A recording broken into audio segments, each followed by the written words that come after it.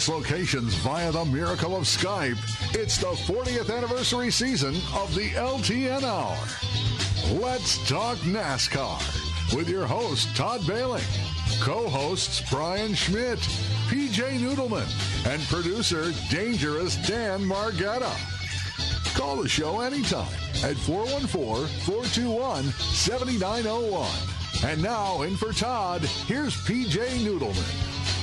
Hello, hello, hello. Yes, Todd Bailing is off on a little vacation in Virginia. It's for lovers. And instead, I'll be flying the plane today. And joining, as always, from Ootsburg, Wisconsin, it's Brian Schmidt. Good morning, Brian. Morning. Winter has arrived with a vengeance around here. Holy smokes. No kidding. And also, somewhere in a basement that smells like stale beer and questionable decisions in Slinger, it's Dan Margetta. Yeah, good morning. I'm coming in. There's a 4th annual Egan Motorsports party last night. I've been to all 4 of them, and this is the first time I actually shut it down and was here to do the radio show in the morning. So about 3 hours ago, this place was full of people, and now we're doing a radio show from the bar in Slinger, Wisconsin. Fun time. And how many people are awake is probably There's a few. I can hear them upstairs. There's people, and they're all listening, so they're having their Bloody Marys upstairs while we're doing a radio show in the basement. Well, cheers, everybody. Cheers. Well, we don't have a lot of happy stuff right here to open up with. It's kind of a bummer. SRX pulling the plug. And obviously they were planning to come to Slinger. And oddly enough, also this week, the announcement had come out that Ray Evernham is going to be doing that IROC series of his own now. So what do you boys make of all of that news? That's an interesting one. You think there's some connections to him, but then again, I don't know if there is. It's weird. SRX was, chugging right along, having their schedule out. They were one race away from having their complete schedule out. They had one track announcement to do yet that they hadn't done.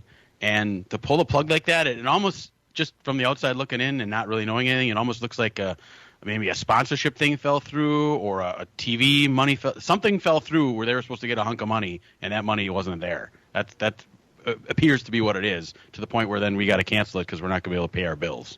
Mm. Yeah, everything seems to be money driven, right? Yeah, and that's what it looked like. It's just odd to have everything in place, have a schedule down. I mean, tracks were selling tickets to their events; they were selling well, and then all of a sudden, just pull the plug like that. That doesn't happen often, and it was kind of surprising that way. Now the Evernham IROC deal is Evernham and Bob Kaufman bought the trademark for IROC. That's all they got right now is a trademark. There's nothing else there. Whether they're gonna maybe merge or put something together.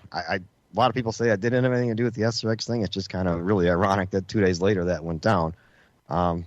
It'd be nice if they could do something. I mean, I thought that was a neat series, especially for the short tracks. That was kind of cool that you kind of brought some of the stars to these short tracks, and they were able to kind of bring in some new fans and introduce them to short track racing and hopefully stick them around, for the rest of the regular programs at these places.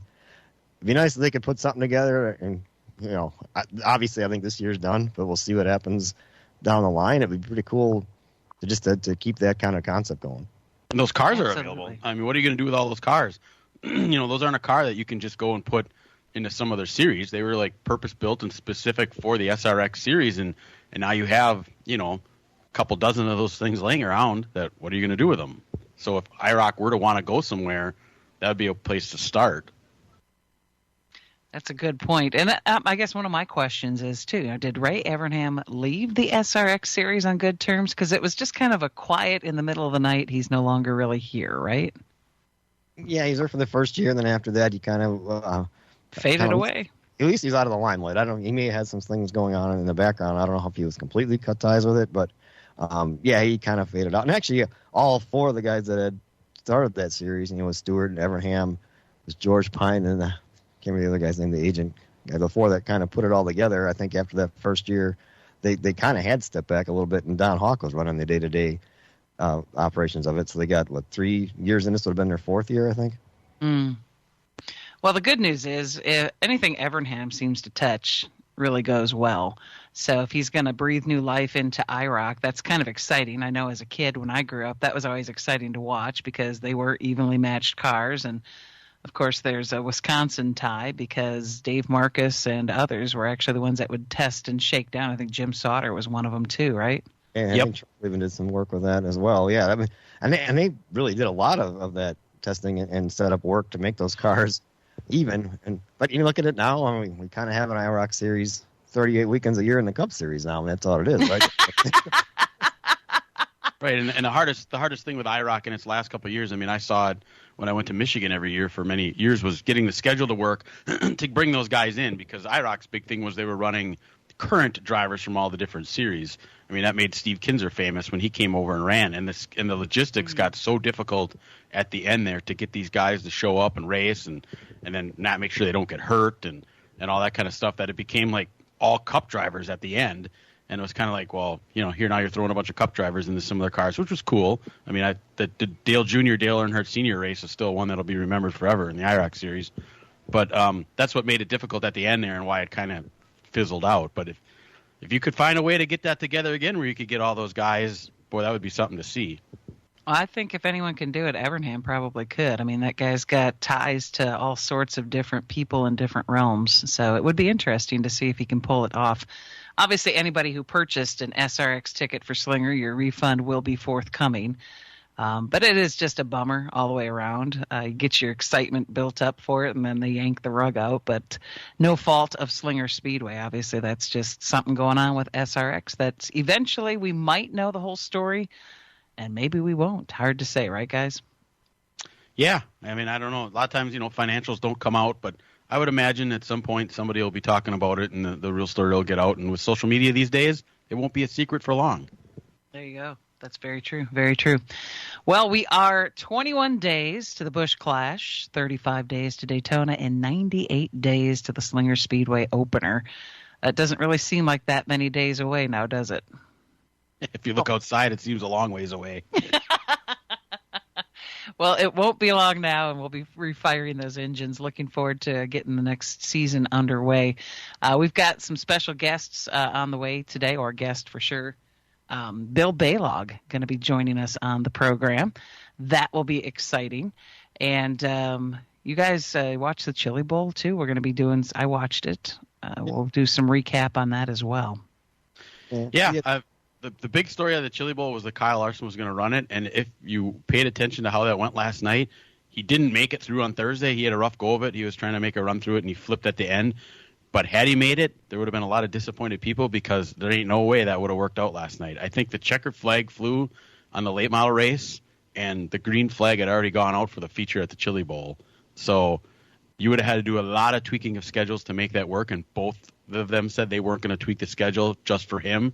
So had he made that race, it would have been interesting to see how they would have worked that out because I think they would have helped the Chili Bowl main. I think if he would have been in to do both, that they would have made it happen because that that was such a fan interest that way. And I bet you would have had like extra track prep and other things going on just to make sure you got 2.5 hours though, Dan. They would have had to try to find a way to do. I mean, that's the part that scratched my head is like, holy cow, these two races are right next to right on top of each other. When other years that Chili Bowl feature didn't go green until sometimes after 11 o'clock at night. Yeah. I just think if he would have been in, he would have locked in on Thursday. Everybody in that building would have been there to see if he could do it, especially if he would have, would have won the late model race. I mean, he didn't, but just that kind of anticipation and stuff. I think the fans have been okay waiting for him to come.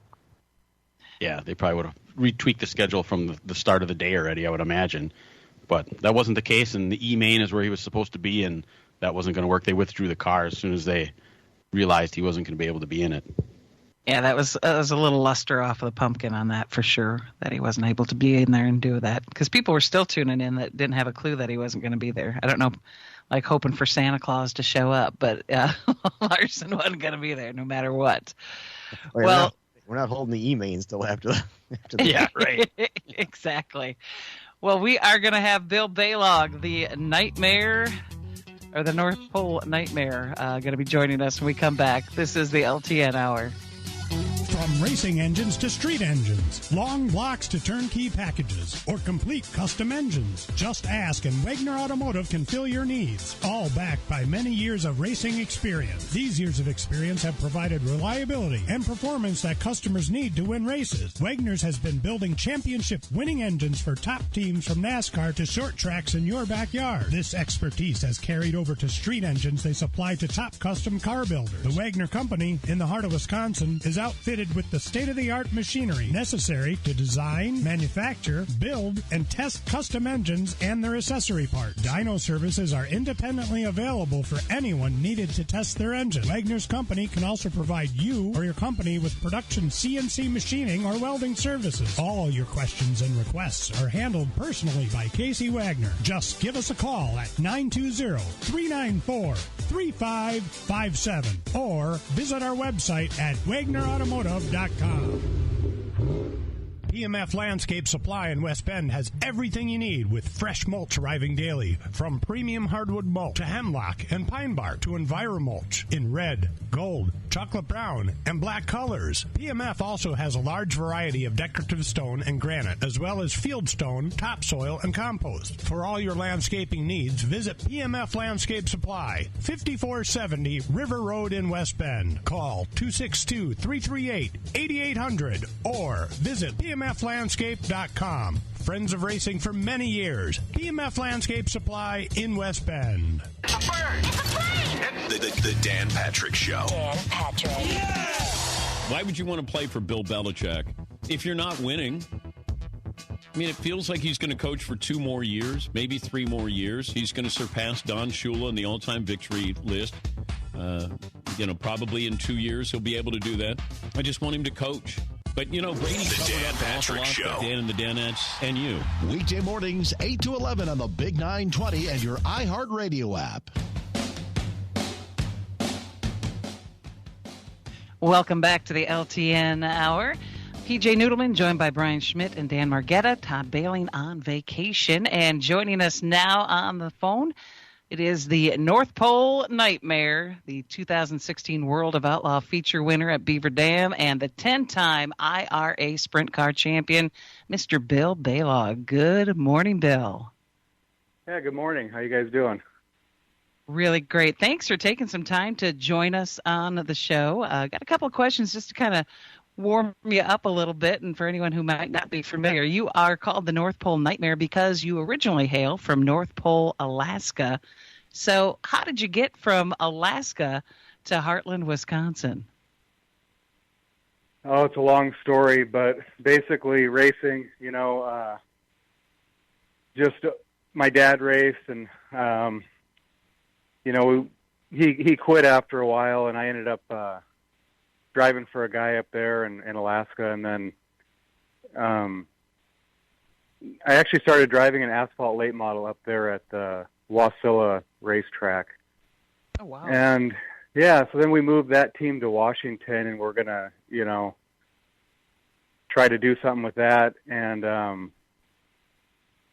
I don't know if I should say this, but the guy was broke, and he got, he had lost his contracting license and got kicked out of the state of Alaska. So he kind of just drugged me with him, and I had no idea what was going on. So, I ended up just getting a sprint car then and just making the best of it, racing in Washington a little bit, and then got a call from a friend of mine to run a 410 sprint car in Wisconsin. So I just packed up all my stuff and hit the road. So here we are. Wow, have steering wheel, will travel. That's kind of cool. So your dad actually raced then. That's how you got your first exposure to racing. Yeah, my dad was really good. He raced,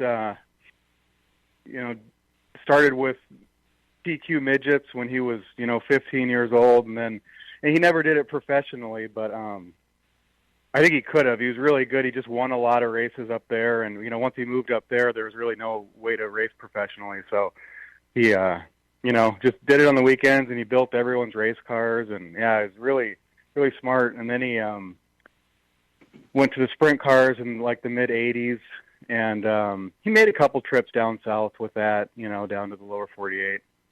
But, then kind of got out of that and had a dirt modified for a while after that, and then I got into it, and he had long retired.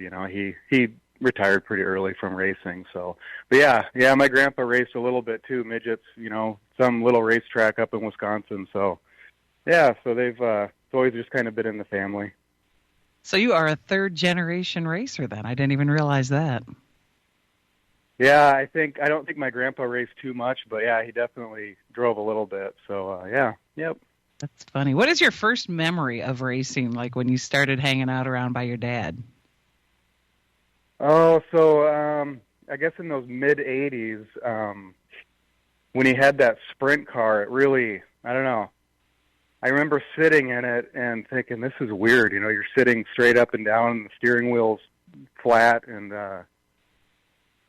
yeah, I don't know. I was honestly kind of hooked at that time. I was probably about 5 years old, maybe 6 years old, and yeah, he had that sprint car. We went to a racetrack to test, and yeah, I remember something flying off the front of the engine and going into a pond or something. But yeah, just old sprint car, and it was actually really nice. He was teamed up with a really cool guy, and so they had a good team there for a while with the sprint car. But yeah, I guess that early thing would be the sprint car, and then after that, when he would build everyone's, like, their late models and their stock cars and stuff. So just kind of hanging out in the garage, and he would just kind of weld until it was time for bed, and then do it all again the next day. You were really immersed in it from birth, really. Yeah, so up in Alaska, there's a lot of hunting and fishing, and we fished a lot, but never really got into hunting. So there was, it seemed like that was the thing to do. All my friends were doing that, and we just did more of the car thing. And I don't think there was really time to do both, but yeah, kind of neat way to do it, I guess. I never really thought about it, but yeah, just always out in the garage with my dad. And then I kind of got a later start in the racing because he wasn't going to fund a team for me for a sprint car or something. So I did motocross and snowmobiles. He actually did a lot with the snowmobile thing, and I was super into that. So wow. Yeah. Did you have a lot of success with that then too, with the snowmobiles? Yeah, actually, yeah. There were some big races up there, and we won a couple of them, and just had some good runs. And I worked at the Arctic Cat dealership up there, and so yeah, I was super into it. All I cared about was snowmobile racing. So, but then once I left, I never looked at a snowmobile again. I don't think. I haven't sat on one for 20 years. I don't think so. No kidding. I'd like to. Yeah, I just left, and I never. Yeah, kind of weird, but that's the way I did. I went into cars, and I just, like I said, there's probably not time to do everything. So, well, your snowmobile racing and running around with that probably helped with the transition from asphalt to dirt, maybe a little, huh? Yeah, I mean, there's all different types of surfaces, and there's all different hardnesses of ice and stuff I kind of learned about, and yeah, I did a few different types of snowmobile racing too. So yeah, all that stuff I think is really important, and the motorcycle part of it, I think that was really important, and kind of taught you how to maintain your stuff and keep it clean, and how that, I learned that pretty early. So I try to still use that today. So what was the turning point when you realized, you know what, I think I can make a living at doing this racing thing? Yeah, so it was kind of tough because, you're so far away from everyone. I didn't really have a lot of friends and stuff down here to lean on or anything. So, yeah, I think I just started building the team slowly, and my cousin helped me, and my dad helped me, and a lot of people helped me. I mean, my mom helped me. She helped me freshen my first 410 engine, which was Your way mom more did? expensive. My mom did. Yeah, I was under the impression that engine freshening was about $3,500, and my engine freshening was $8,500, and I didn't have that much money. Thank God for Mom, she right? she helped me out, and but yeah, I think so I worked the whole time, and it was it wasn't like I was just winning every race I went to, and I really deserved to be out on the road doing this for a living. So I worked the whole time, and then around 2015, the National Sprint League came about, and me and my, couple buddies, we decided we were going to do that. So can't remember what year I quit my job, but it was somewhere around then, maybe the next year after that or something like that. But yeah, it was. It seemed like, I was taking every other day off work anyway, so I just decided to try to do it for a living. And it worked out. Well, we're talking with Bill Baylog, and we will be back after this break, Bill. We want to chat with you some more. Hope you can hang around, okay? As a growing manufacturing company, we needed security solutions. We chose Bonafide because of the services they offer, pricing, and trusted reputation. But it's their outstanding service and support that convinced us we made the right choice with Bonafide.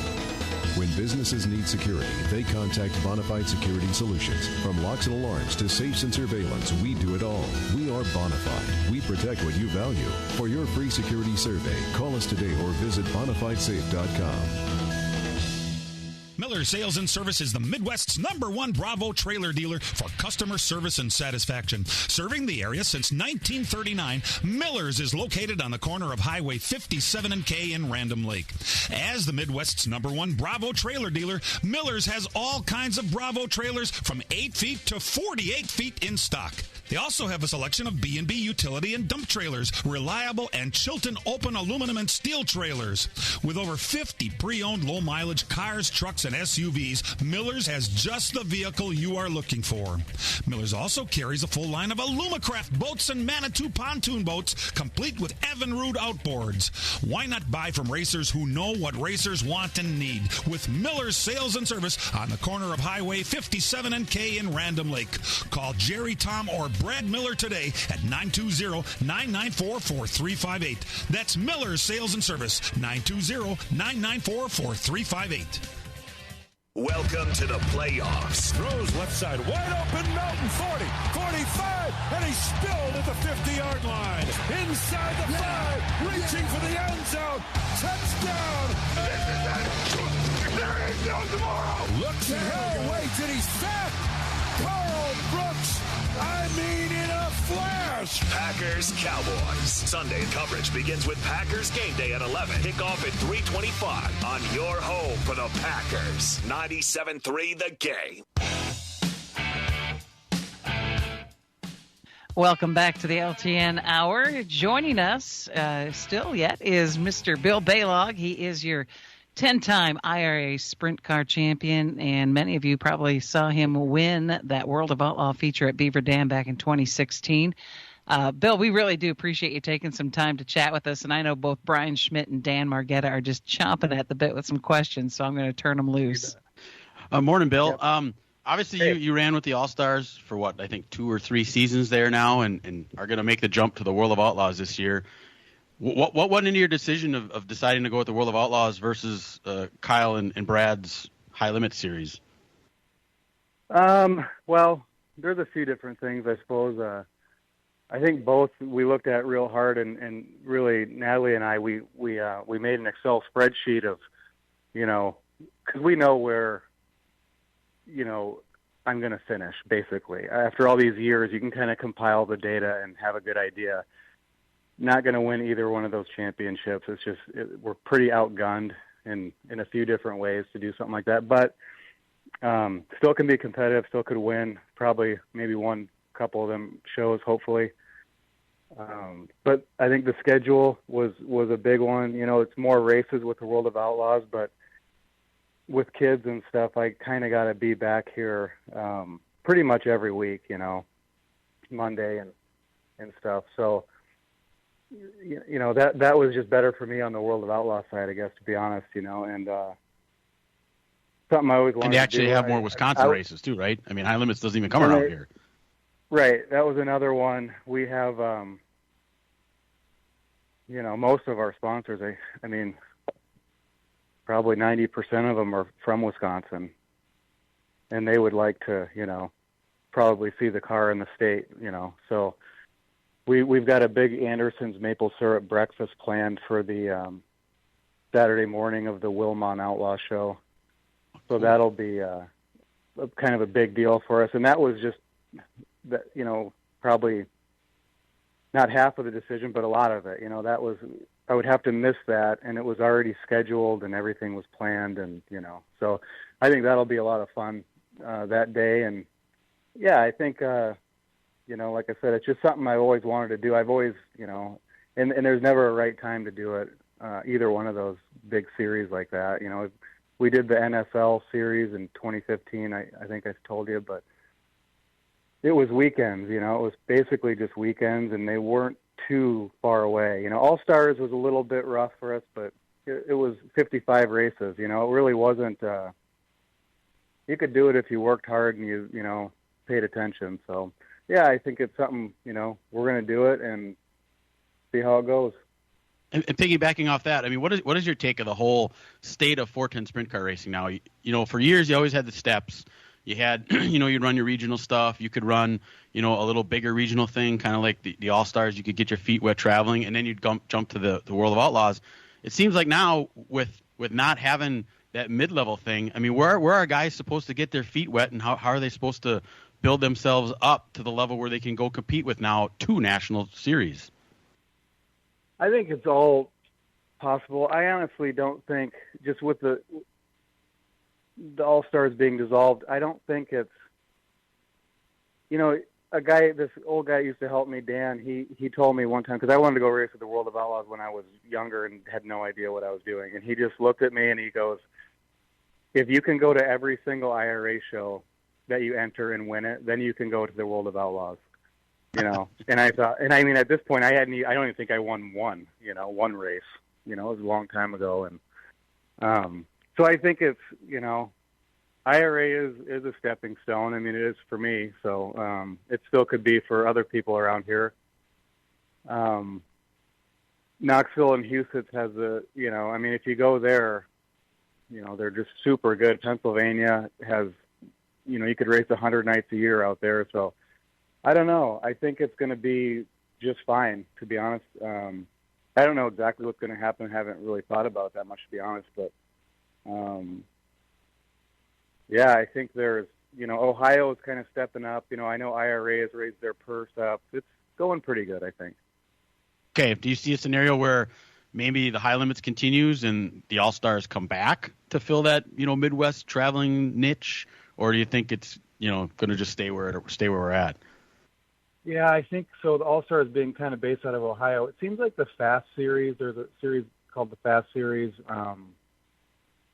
It seems like they're doing more. And then there's another series, the Maverick Sprint Car Series, that just came out at the end of last year. And we went to the first show down in Putnamville, Indiana. And it seems like they're doing more too, and they have a little better purse. And it's similar to an All-Star purse, I would say, So there's definitely options for everyone, all the tracks are still, operating, and it seems like there's probably a little bit of a war right now between those 2 series, but, I think it'll work out.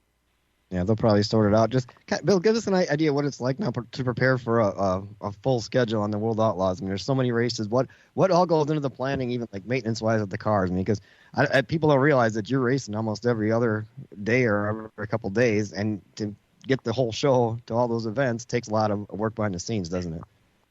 Oh, yeah. Yeah, I should have decided this a little bit sooner. I haven't had a day off. It's just been straight through, but yeah, it's a lot of work, and there's only a few people that could actually help you do it. So basically, me and Dennis are doing it right now. We've got a couple other people that stop in once in a while, Matt and my friend Greg and stuff. So kind of help out. But yeah, no, so we're basically putting together. We have 3 cars right now, and then a 4th. Just kind of a frame and body kit. The engine, going to Volusia for this first round here. It's 4 nights in a row at Volusia, which is one of the hardest racetracks you can go to on your engines. So I'm not going to run around there half throttle, but I also have to make really sure that I take care of all this stuff right away. just because we don't have a huge budget like the World of Outlaw guys. We need a little bit of luck early, and then I think we'll be fine. But yeah, definitely a lot of work. I'm at the shop right now. We got a different trailer so we can haul a little more equipment with us on the road, but it's not quite ready. So yeah, a lot of work. But I like working on sprint cars and the trucks and trailers and all that stuff. So I wish I didn't have to do it every single day. I can understand that for sure. We're talking with Bill Baylog, the North Pole Nightmare. We're going to take a quick break. We come back, we'll have some more questions with him. As a growing manufacturing company, we needed security solutions. We chose Bonafide because of the services they offer, pricing, and trusted reputation. But it's their outstanding service and support that convinced us we made the right choice with Bonafide. When businesses need security, they contact Bonafide Security Solutions. From locks and alarms to safes and surveillance, we do it all. We are Bonafide. We protect what you value. For your free security survey, call us today or visit bonafidesafe.com. From racing engines to street engines, long blocks to turnkey packages, or complete custom engines, just ask and Wagner Automotive can fill your needs. All backed by many years of racing experience. These years of experience have provided reliability and performance that customers need to win races. Wagner's has been building championship-winning engines for top teams from NASCAR to short tracks in your backyard. This expertise has carried over to street engines they supply to top custom car builders. The Wagner Company, in the heart of Wisconsin, is outfitted with the state-of-the-art machinery necessary to design, manufacture, build, and test custom engines and their accessory parts. Dyno services are independently available for anyone needed to test their engine. Wagner's Company can also provide you or your company with production CNC machining or welding services. All your questions and requests are handled personally by Casey Wagner. Just give us a call at 920-394-3557 or visit our website at WagnerAutomotive.com. Welcome to the playoffs. This is it. Inside the 5, reaching for the end zone. Touchdown. There is no tomorrow. They came in waves. Wayne Walker finally put them away. Packers Cowboys. Sunday kickoff at 3:25 on your home for the Packers. 97.3 The Game.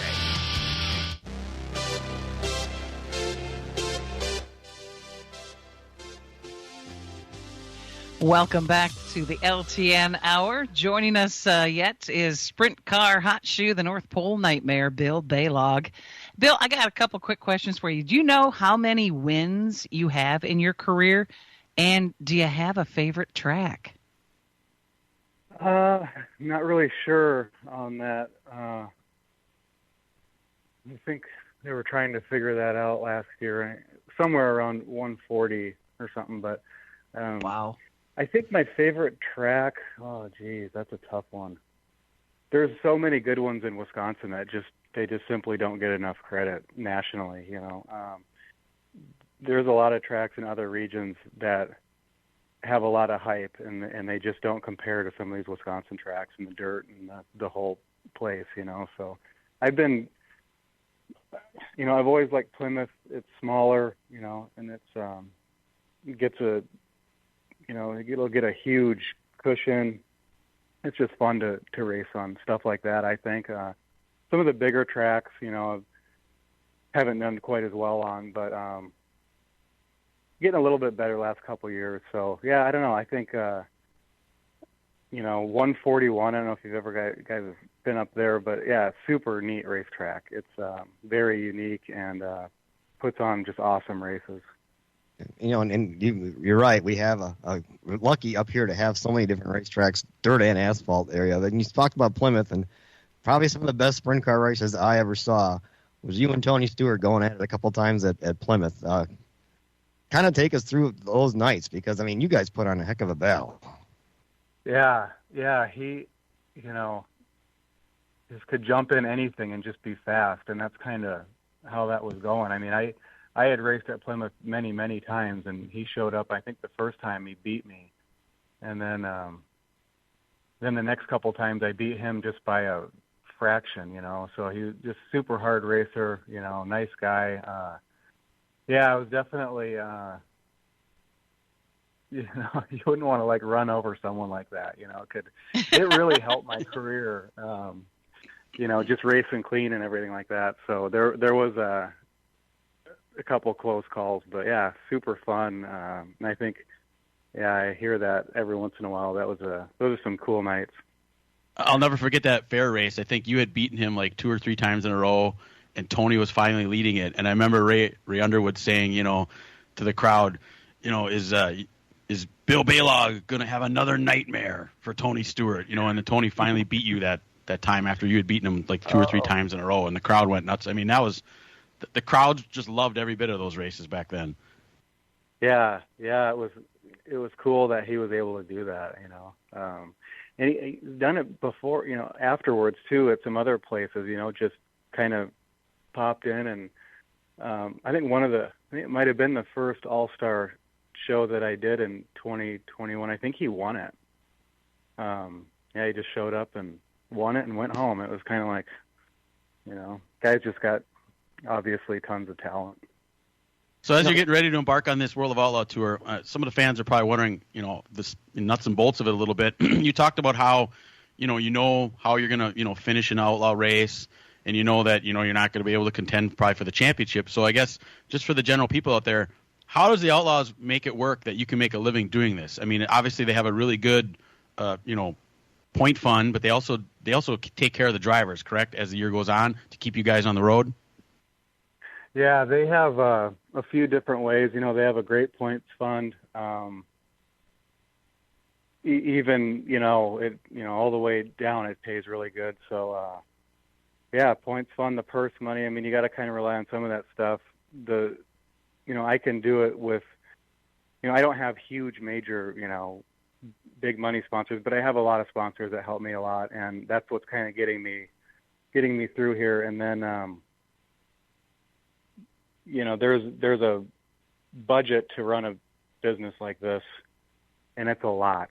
And the way that I do it is I do most of the work myself, and just really, every part of it. I try to, just watch every nickel and dime, and just, that's how it's going to go. And, I baby my engines. I mean, I don't, I run them as hard as I can, but I make sure that they're running correctly, and that they're, the timing is set correctly, and the fuel is correct, and all that kind of stuff. And historically, that's worked out really well for me. I don't generally just blow up engines, which that's where a lot of the money is in these cars. The cars actually aren't that expensive. It's just the engine itself. But the engine's probably 3 times what the car is. It's wow. I've been to a couple of sprint car races at Volusia, and it's amazing what those guys wind. I'm a late model guy, so I've been to way more late model races than I have sprint car races at Volusia. But the first time I watched a sprint car race at Volusia, I was like, oh my gosh, I can't believe those things are staying together. Yeah. They, with the wing on it, it really, it's really pulling on the engine. It's hard to describe, or even engine builders that don't build winged sprint car engines, just the parts inside that have to be bulletproof because of that wing on top. And then if you go to a place like Volusia, it's the air is so good, and it's really, the engine's just making tons of power. So, I got to keep it together that way. But, like I said, when we did that Excel spreadsheet, we could look at, what if we didn't run a series, and you have to buy all your pit passes, and you don't get any tow money, and you don't get any point fund money, and let's say you win more races because you're racing more regionally. That was one way that we were going to do it, but this way just seemed to make more sense. And, I'm not getting any younger. I'm not going to be able to, about the time I really figure this out, I'm going to be too old to race these things. So I wanted to do it before I get too old, Bill, I always wondered, watching you guys drive these sprint cars, throwing sliders, and that. How do you set up a slide job? I mean, is there like some kind of unwritten etiquette that the drivers just know? As far as who gets the spot, or how do you set that up, especially in race around guys who've never raced before? It always amazes me, and the guys just fire it in there, and somehow they all make it work. Is it more luck or anything, or is there actually some kind of etiquette to it? Yeah, no, there's definitely an etiquette, and there's decisions that have to be made pretty quickly, and I think having a sort of an offensive type of attitude is required. I don't think you can't baby around too much, especially with the bigger series and stuff, and the better drivers. And I think as even the younger guys that are really good, just the guys that have tons of talent, like, you could name a whole bunch of them, they just kind of know what's going on. So it took me a little while, it took me years of experience to try to figure all that stuff out. But yeah, it's definitely, we're paid to squeeze by a slide job in hopes that,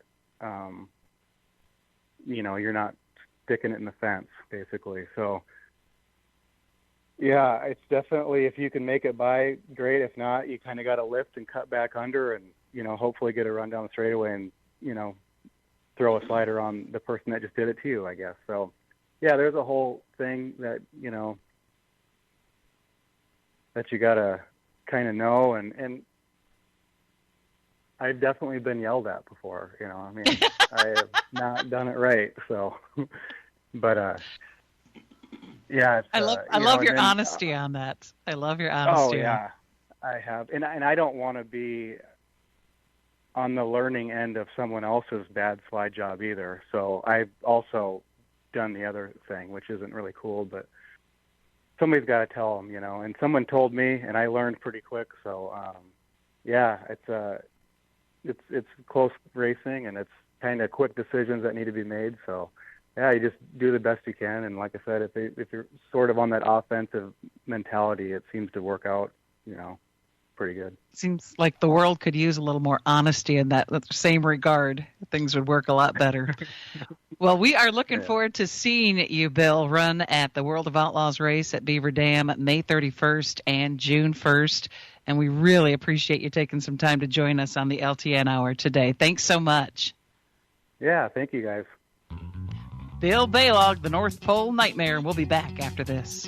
Miller Sales and Service is the Midwest's #1 Bravo trailer dealer for customer service and satisfaction. Serving the area since 1939, Miller's is located on the corner of Highway 57 and K in Random Lake. As the Midwest's #1 Bravo trailer dealer, Miller's has all kinds of Bravo trailers from 8 feet to 48 feet in stock. They also have a selection of B&B utility and dump trailers, reliable and Chilton open aluminum and steel trailers. With over 50 pre-owned low-mileage cars, trucks, and SUVs, Miller's has just the vehicle you are looking for. Miller's also carries a full line of Alumacraft boats and Manitou pontoon boats, complete with Evinrude outboards. Why not buy from racers who know what racers want and need? With Miller's Sales and Service on the corner of Highway 57 and K in Random Lake. Call Jerry, Tom, or Brad Miller today at 920-994-4358. That's Miller's Sales and Service, 920-994-4358. PMF Landscape Supply in West Bend has everything you need with fresh mulch arriving daily. From premium hardwood mulch to hemlock and pine bark to EnviroMulch in red, gold, chocolate brown, and black colors. PMF also has a large variety of decorative stone and granite, as well as field stone, topsoil, and compost. For all your landscaping needs, visit PMF Landscape Supply, 5470 River Road in West Bend. Call 262-338-8800 or visit PMFlandscape.com. Friends of racing for many years. PMF Landscape Supply in West Bend. It's a bird. It's a plane. The Dan Patrick Show. Dan Patrick. Yeah! Why would you want to play for Bill Belichick if you're not winning? I mean, it feels like he's going to coach for 2 more years, maybe 3 more years. He's going to surpass Don Shula in the all-time victory list. Probably in 2 years he'll be able to do that. I just want him to coach. But, Brady covered up an awful lot with Dan and the Danettes and you. Weekday mornings, 8 to 11 on the Big 920 and your iHeartRadio app. And now the LTN Hour presents Dirt on the Dirt with Brian Schmidt. Hard to believe, but a big week of dirt racing here in the middle of January. We'll start in Tulsa, Oklahoma, at the SageNet Center, where 373 midgets showed up for the 38th annual Chili Bowl. They divided them by 5 into 5 preliminary nights. We'll start Monday night. Night number 1, Tanner Carrick won the preliminary feature. They did it again Tuesday night. and Buddy Kofoid grabbed the win. Wednesday night, Corey Day, a young Corey Day, who they said there were actually midgets in the building and engines in the building that were older than Corey Day himself, if you can believe that. Corey Day, I believe he's only 17. So he's up and coming big time sprint car racer from California. So he grabbed his first preliminary win on Wednesday night. They also raced Wednesday night in Yuma, Arizona at the Cocopah Speedway for the IMCA TV Winter Nationals, week number 2. Ethan Broxma won in the modifieds, and the stock cars went to Justin Yeager. Vado, New Mexico, Vado Speedway Park for the 18th annual Wild West Shootout for super late models, $11,000 to win. Bobby Pierce grabbed the win. He also won on Sunday. So he was going for, that was 2 in a row. There's big money on the line if you continue to win there. You can win up to, I believe, $100,000 if you win 4 out of the 5. So that's a theme we'll have as we go on here. Cade Dillard won the modified feature. Thursday night back at Tulsa for another preliminary night. Spencer Baston was your winner in the midgets there. Night number 2 at Cocopah for the IMCA.TV Winter Nationals. Chaz Baca won in the modifieds, and Dylan Thornton won in the stock cars. Friday night, preliminary feature winner Logan Seavey at the Chili Bowl. In Yuma, Arizona for the IMCA Winter Nationals, Colin Hibden won in the modifieds. The stock cars went to Zane DeVilbiss. And at Vado, New Mexico for the Wild West Shootout, $11,000 win for the super late models, Bobby Pierce. Now that's 3 if you're counting. 3 in a row. Terry Phillips won in the modifieds. Last night in Yuma, Arizona for the Cocopah Speedway Winter Nationals, Chaz Baca won in the modifieds. Zane DeVilbiss won in the stock cars. Vado, New Mexico for the Wild West Shootout, $11,000 to win in the super late models. Bobby Pierce won that one, so that is 4 of the 6. He is guaranteed a $25,000 bonus tonight. They run for $26,000 to win. If he's able to win that, he will get an additional $100,000 if he wins that. Wow. Watching the racing out there, Dan, have you seen some of that? He's been lights out. He's just picked up right where he left off last year. Yeah, I mean, he's super strong, and that's what I noticed, too. I mean, some guys can kind of hang with him for a while, but he seems to pull away in the end. You know, Larson's out there running, too, and he hasn't gotten a win yet, so that tells you something there. And, you know, Brandon Shepard was there, and I think Kay Dillon gave him a run. So there's some big names out there. It's not like he's just whipping up on local guys, you know? Yeah, Ricky Thornton Jr. got a really good midget, and I think he made it up to the B main yesterday. That's one of the reasons why he's not out there. But no, Bobby's he's tuning it up, and if he can get that big win tonight, that'll be on Flow Racing about the same time as the Packer game. So the modified feature winner was Gary Christian. The late model guys then pick up and head out to Volusia, where next week the World of Outlaw Case and Construction Late Model Series gets started at Volusia already. So we'll see if Bobby Pierce can keep the momentum going there. And then the big race of the weekend was in Tulsa, Oklahoma last night at the Sage Net Center for the 38th Annual Chili Bowl Nationals. 55 laps, and Logan Seavey led, I believe, all but one of them. He started from the front row. Buddy Kofoid was on the pole. Logan started on the outside, and Logan got to the lead and kind of dominated it. A little bit of a bummer again from the Chili Bowl because you have all this buildup all week long, and they actually had some really good racing. And then the feature rolls around, and it kind of was a one groove track. I mean, this is a couple years in a row now, Dan, that's happened there. I would think you're going to have to figure out what's going on and try to get a little bit more juice going for that race because, you know, you build up all week and then you have that and you're kind of left a little empty feeling, you know? And that happens on dirt a lot. Sometimes you'll see places work a track completely over before the main event. A lot of the fans get it. I don't know about people watching at home. They understand that. You know, you're going to have a later night then. Your feature's going to start later, but I think I'd trade that in for a decent race. Yeah. Did they switch to a different tire this year, though, too?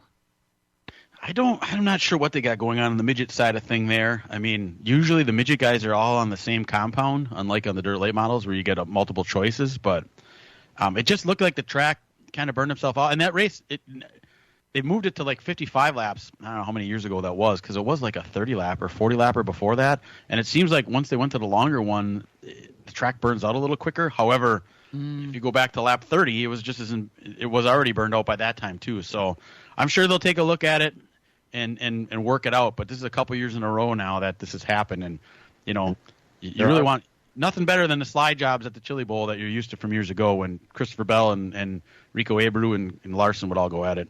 So we've got great listeners. They did have a new tire this year, Brian. Oh, okay. Compound, and I guess it laid rubber. So, I mean, that might have been part of it.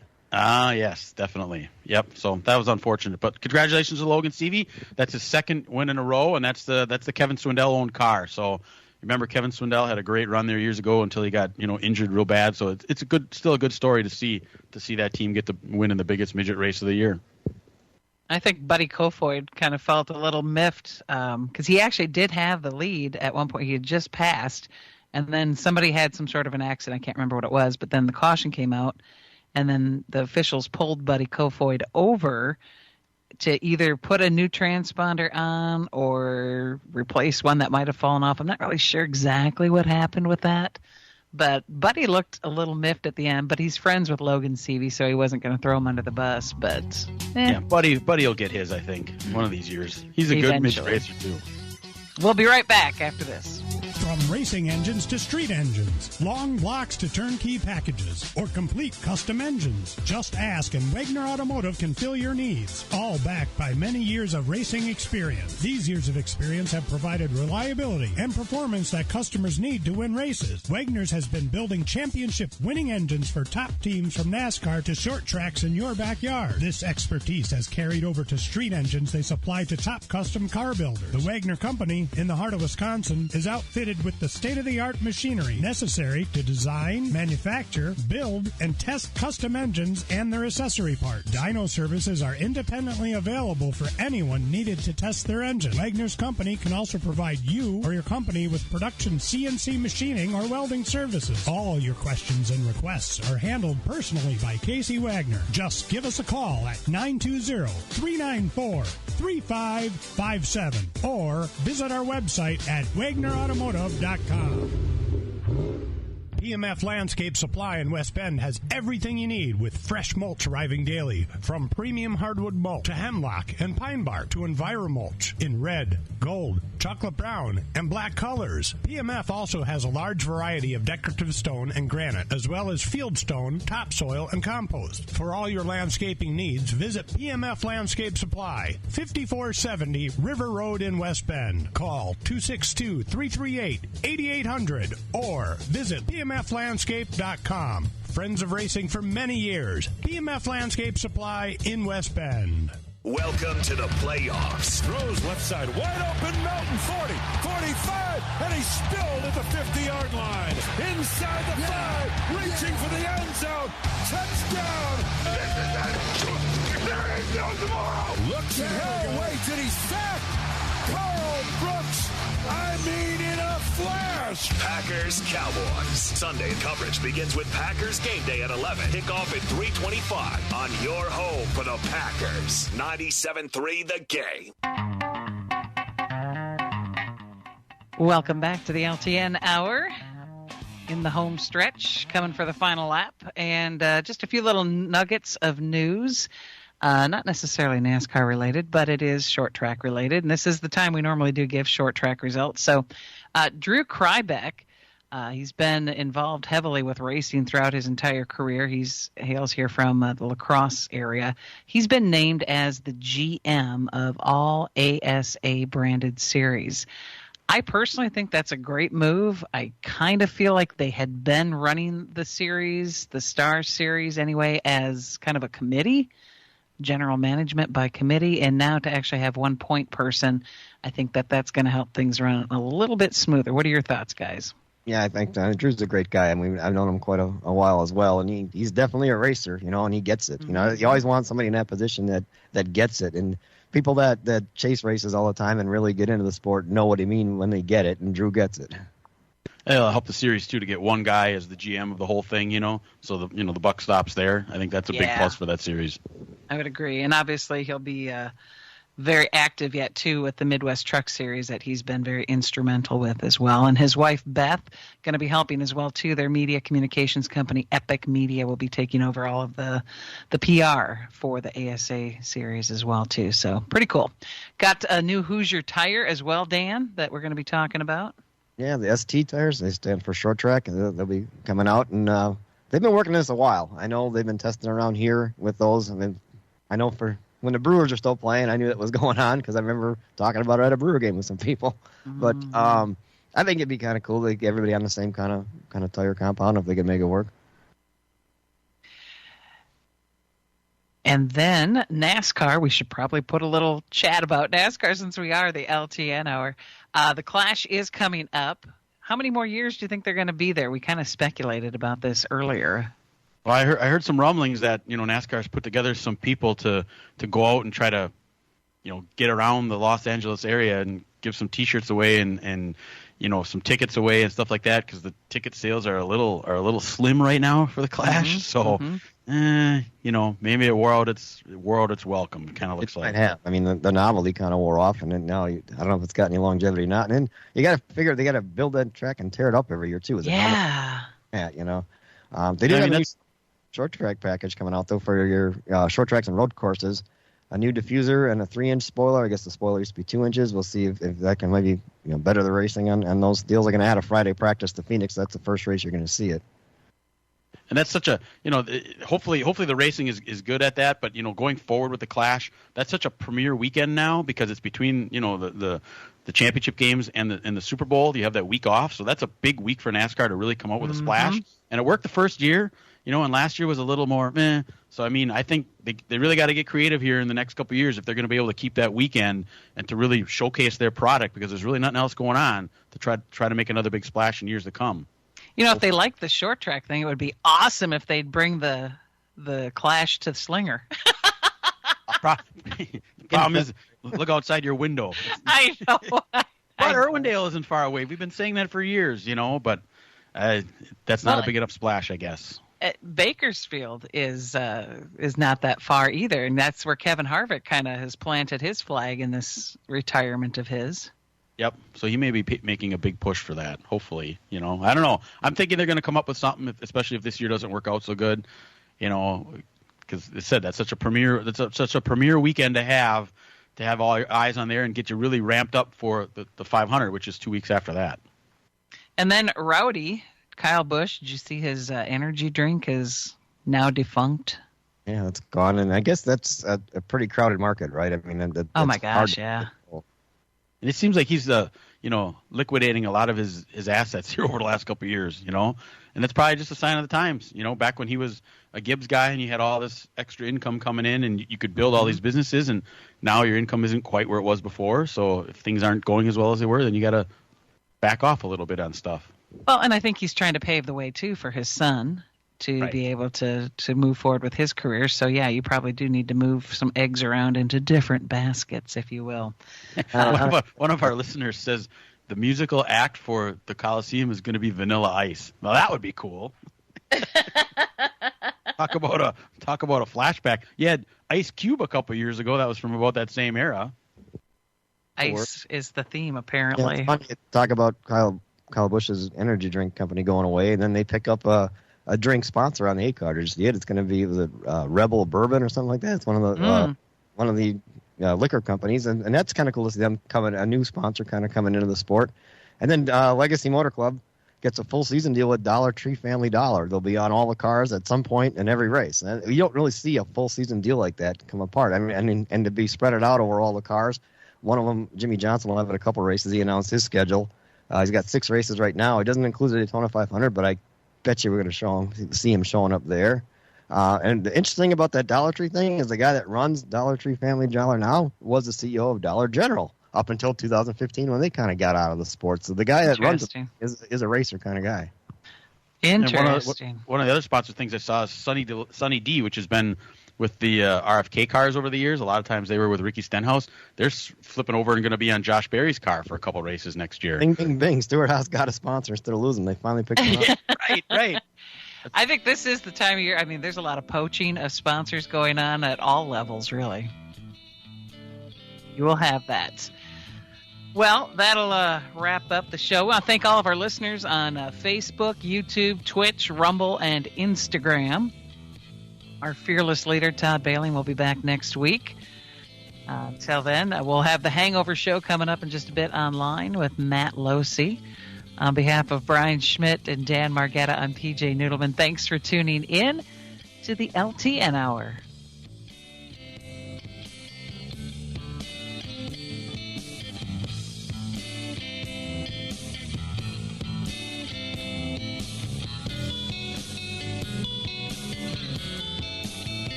This program has come to you live from multiple locations via Skype. Any and all comments expressed on this show do not necessarily express the opinions of the station, its employees, or advertisers. Your comments are always welcome at mail@ltnradionetwork.com. Find us at facebook.com/LTN Radio Network. And thank you for your support since 1985. Tune in again next Sunday morning at 10 a.m. Central Time for the LTN Hour on the LTN Radio Network.